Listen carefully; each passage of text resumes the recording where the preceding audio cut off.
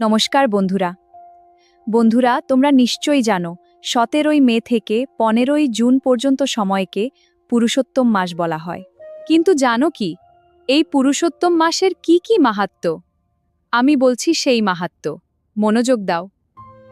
পুরুষোত্তম মাসে যিনি ভক্তিপূর্বক ভগবানকে অর্চন করেন তিনি ধন পুত্রাদি সুখ ভোগ করে অবশেষে গোলকবাসী হন।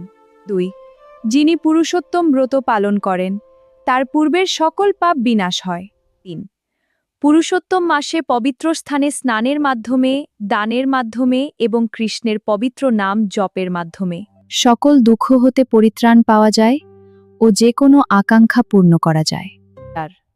পুরুষোত্তম মাস পালনকারী ভক্ত ১,০০০ অশ্বমেধ যজ্ঞ অনুষ্ঠানের চেয়েও অধিক সুফল লাভ করেন।